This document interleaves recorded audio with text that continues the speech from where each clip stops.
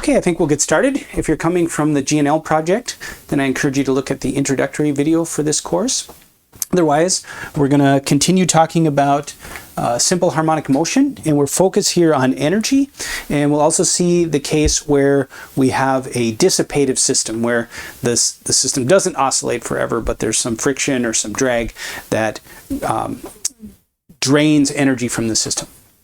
Okay, well, let's write down our potential energy for our harmonic oscillator. That's going to be parabolic. And now again, we're going to use the case where we're using x here instead of delta x, because we're going to take x equals 0 as the minimum of this parabola, the equilibrium position of that spring mass system. We'll have total energy E naught, so that's a constant for this conservative system. So we're assuming no drag, no friction here. And then we can write our kinetic energy as 1/2 times mass times the velocity. And we saw last time that both of these depend on time as we go through one cycle of this oscillation. Well, let's look at this from an energy perspective. We know that total energy is the sum of the kinetic energy plus the potential energy. So we can rearrange this, and kinetic energy is equal to the total energy minus the potential energy. And so we can graph this, and we can see that if we graph the parabola and our constant here, then we can graph this, and we get an inverse parabola here, where we peak in the kinetic energy right at 0, where we are at the minimum of the potential energy. So this is all stuff that we've been talking about a lot before. Let's take two paths here now to connect Vmax to the constants here. And I should always be careful here. This is try to make that look like a lowercase k. That's the force constant. This is the kinetic energy k. So different k's here. We have too many k's running around. Okay, so when we think about this and this idea of conservation of energy, let's look at this equation here. So we've got 1/2 mv max squared. That's going to be our maximum kinetic energy. So at any other velocity or any other speed, we're going to have less kinetic energy than that. Then let's look at this side of the equation.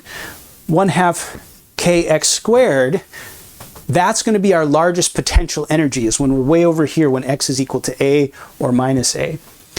So the question is, why can we set these equal to each other? Because they're not at that same point there. Well, we can because of conservation of energy. We know that if we take the maximum amount of potential energy and turn that entirely into kinetic energy, then that will be the maximum amount of kinetic energy, and those two have to be equal.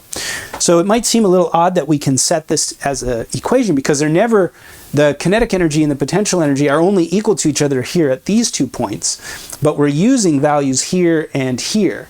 But we can do that again because of conservation of energy. So when we do that, we can solve then for Vmax, and 1/2s cancel. We can bring the m over here, take the square root, and we get Vmax equals square root of k over m times a.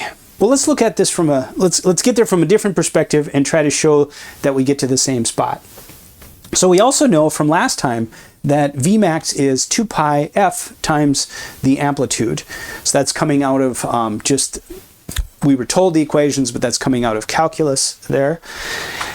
Well, we know what f is. And then we also know that omega is square root of k over m.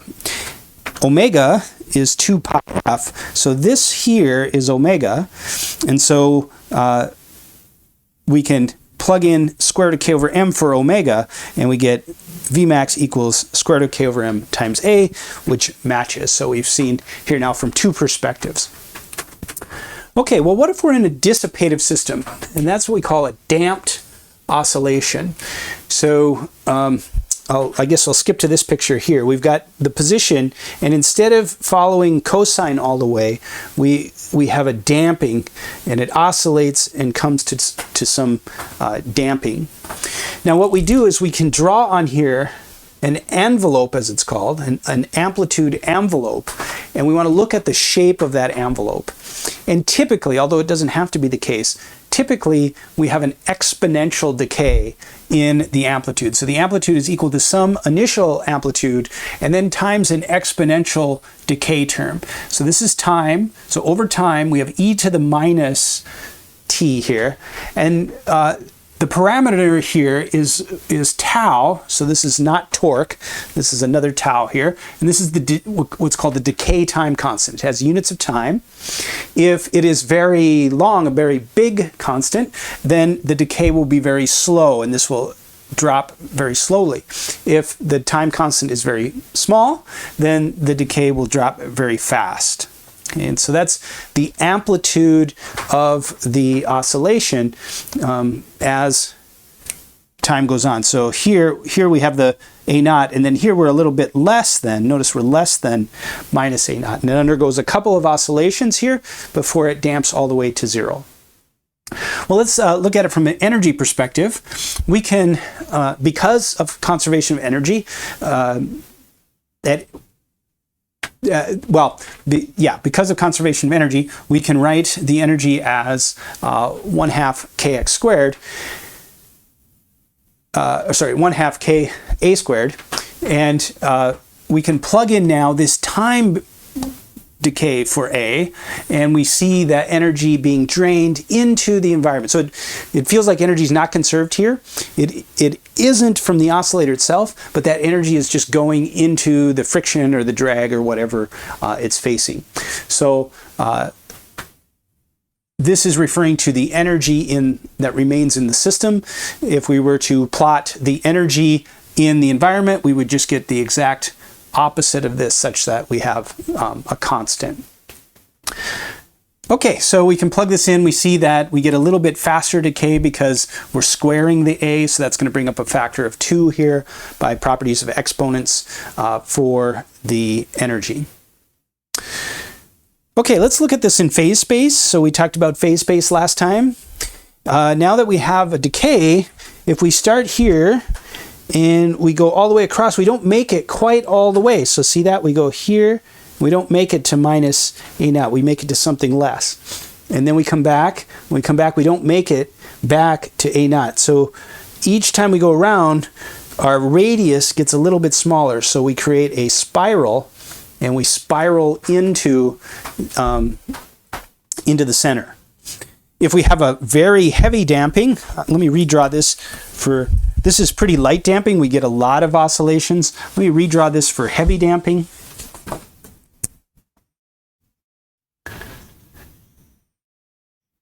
This might look something like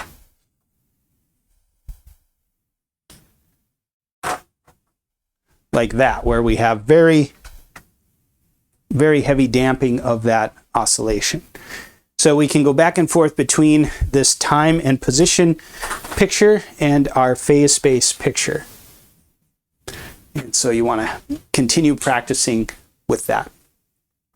Now, the last thing I want to say is something where we can look at, we're kind of getting used to now, the behavior, the time behavior of these simple harmonic oscillations. So anytime we have an oscillation or a vibration, we can treat that, at least to a good approximation, as simple harmonic motion.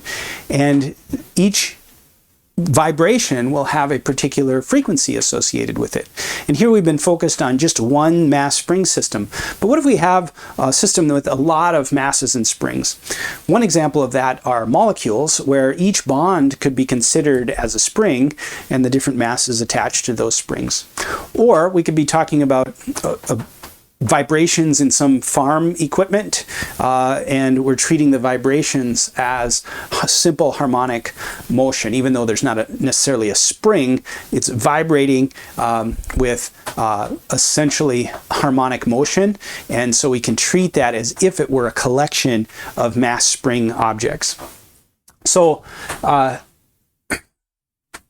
what we've seen here now is that if we have a vibration, associated with that vibration is a particular frequency. So in this case, we have x equals a cosine 2 pi f naught t. So this is a particular frequency. We'll call it f naught here instead of f.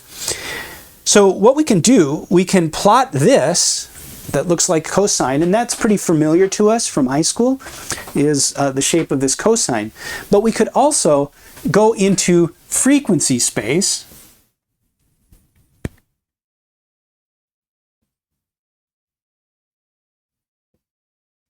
where we're plotting the x-axis here now as frequency instead of time. And we simply say, what is the frequency of this? And so we have a spike right here at f equals 0. And as you look at each of these, and then we could say, okay, if I saw in frequency space a spike here, I would know that I would just draw this as a cosine with frequency f naught. So we can go back and forth between these spaces. This is called a Fourier transform and an inverse Fourier transform. Now, we've just talked about damped oscillation. So what would a damping do? Well, it turns out that damping, and this is not intuitive until you actually, learn deeper about this. So I'm just going to tell you that if the oscillation is damped, it spreads this peak. It's not just a single frequency, it's a spread of frequencies about the central frequency f naught. And so we have a certain width associated with that. And the faster the decay, or the shorter the time constant, the bigger the width, or the slower the decay, the bigger the time constant, the narrower the width. So with that, we can also, from this picture, go back and forth between these two. If we have a heavy damping, we have a broad peak over here in this frequency space. And if we have a light damping, then we have a narrow frequency over in frequency space.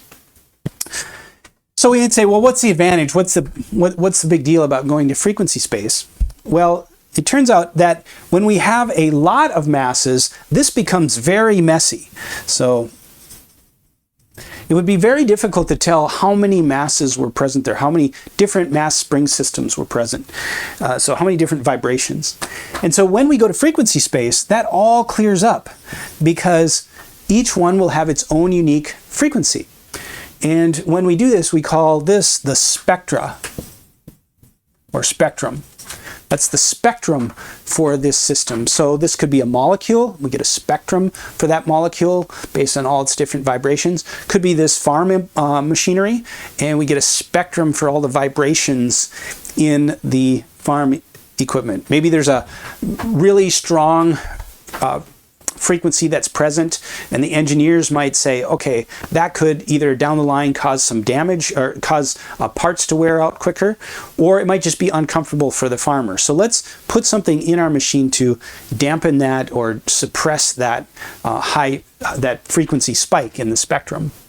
Of course, most of the time things will be damped, and so then the spectra, each one will just broaden according to this same rule here. So this is a nice way to think about collections of vibrations, and scientists do this all the time when they take the spectra of a time behavior.